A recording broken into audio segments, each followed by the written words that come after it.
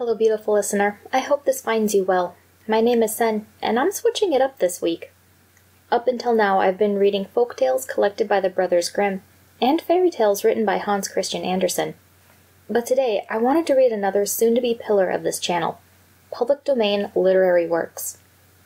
And who better to start things off than the man who gave us The Raven and The Telltale Heart, Edgar Allan Poe. I promise I'll read The Raven and The Telltale Heart eventually. This week's story is called The Sphinx. Without further ado, this is The Sphinx by Edgar Allan Poe. During the dread reign of the cholera in New York, I had accepted the invitation of a relative to spend a fortnight with him in the retirement of his cottage on the banks of the Hudson. We had there around us all the ordinary means of summer amusement, and what with rambling in the woods, sketching, boating, fishing, bathing, music, and books, we should have passed the time pleasantly enough, but for the fearful intelligence that reached us every morning from the populous city. Not a day elapsed which did not bring us news of the decease of some acquaintance. Then, as the fatality increased, we learned to expect daily the loss of some friend. At length we trembled at the approach of every messenger. The very air from the south seemed to us redolent with death. That pulsing thought, indeed, took entire possession of my soul. I could neither speak, think, nor dream of anything else. My host was of a less excitable temperament, and although greatly depressed in spirit, he exerted himself to sustain my own. His richly philosophical intellect was not at any time affected by unrealities. To the substance of terror he was sufficiently alive, but of its shadow he had no apprehension. His endeavors to arouse me from the condition of abnormal gloom into which I had fallen were frustrated, in great measure, by certain volumes which I had found in his library. These were of a character to force into germination whatever seeds of hereditary superstition lay latent in my bosom. I had been reading these books without his knowledge, and thus he was often at a loss to account for the forcible impressions which had been made upon my fancy. A favorite topic with me was the popular belief in omens, a belief which, at this one epoch in my life, I was almost seriously disposed to defend. On the subject we had long, animated discussions, he maintaining the utter groundlessness of faith in such matters, I contending that a popular sentiment arising with absolute spontaneity, that is to say, without apparent traces of suggestion, had in itself the unmistakable elements of truth, and was entitled to as much respect as the intuition which is the idiosyncrasy of the individual man's genius.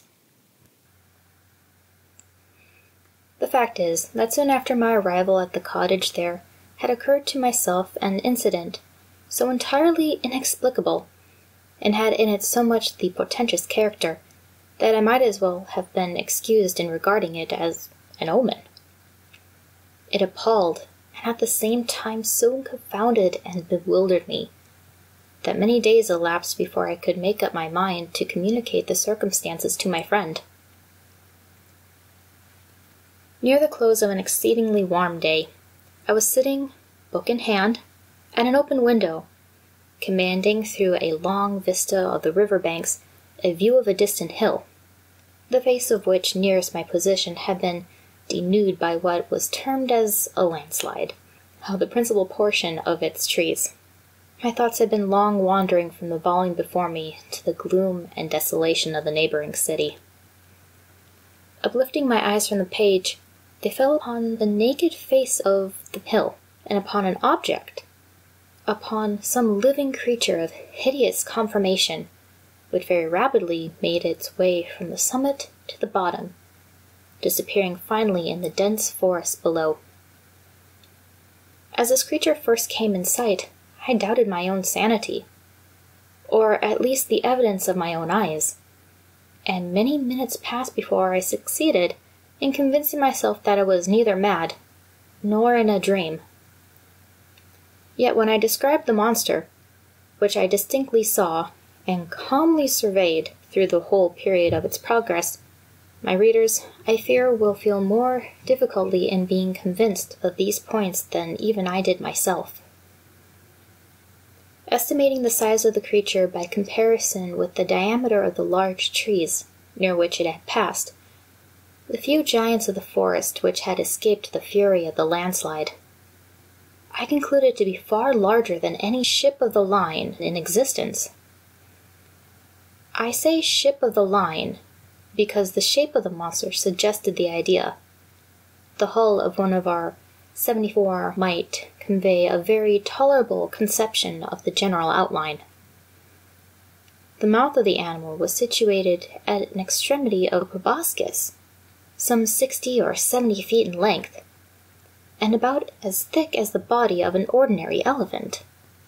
Near the root of this trunk was an immense quantity of black, shaggy hair, more than could have been supplied by the coats of a score of buffaloes, and projecting from this hair downward and laterally sprang two gleaming tusks, not unlike those of a wild boar, but of infinitely greater dimensions. Extending forward, parallel with the proboscis, and on each side of it was a gigantic staff 30 or 40 feet in length, formed seemingly of pure crystal, and in shape of a perfect prism. It reflected in the most gorgeous manner the rays of the declining sun. The trunk was fashioned like a wedge, with the apex to the earth. From it there were outspread two pairs of wings, each wing nearly 100 yards in length, one pair being placed above the other, and all thickly covered with metal scales, each scale apparently some 10 or 12 feet in diameter. I observed that the upper and lower tiers of wings were connected by a strong chain. But the chief peculiarity of this horrible thing was the representation of a death's head, which covered nearly the whole surface of its breast, and which was as accurately traced in glaring white upon the dark ground of the body as if it had been there carefully designed by an artist. While I regarded the terrific animal, and more especially the appearance on its breast, with a feeling or horror and awe with a sentiment of forthcoming evil, which I found it impossible to quell by any effort of the reason, I perceived the huge jaws at the extremity of the proboscis suddenly expand themselves, and from them there produced a sound so loud and so expressive of woe that it struck upon my nerves like a knell, and as the monster disappeared at the foot of the hill, I fell at once, fainting, to the floor. Upon recovering, my first impulse, of course, was to inform my friend of what I had seen and heard, and I can scarcely explain what feeling of repugnance it was which, in the end, operated to prevent me. At length, one evening, some 3 or 4 days after the occurrence, we were sitting together in the room which I had seen the apparition, I occupying the same seat at the same window, and he lounging on a sofa near at hand. The association of the place and the time impelled me to give him an account of the phenomenon. He heard me to the end, at first laughing heartily, and then elapsed into an excessively grave demeanor, as if my insanity was a thing beyond suspicion. At this instant I again had a distinct view of the monster, to which, with a shout of absolute terror, I now directed his attention. He looked eagerly, but maintained that he saw nothing, although I designated minutely the course of the creature as it made its way down the naked face of the hill. I was now immeasurably alarmed, for I considered the vision either as an omen of my death, or, worse, as the forerunner of an attack of mania. I threw myself passionately back in my chair, and for some moments buried my face in my hands. When I uncovered my eyes, the apparition was no longer apparent. My host, however, had in some degree resumed the calmness of his demeanor, and questioned me very rigorously in respect to the conformation of the visionary creature. When I had fully satisfied him on this head, he sighed deeply, as if relieved of some intolerable burden, and went on to talk, with what I thought a cool calmness, of various points of speculative philosophy, which had hitherto formed subject of discussion between us.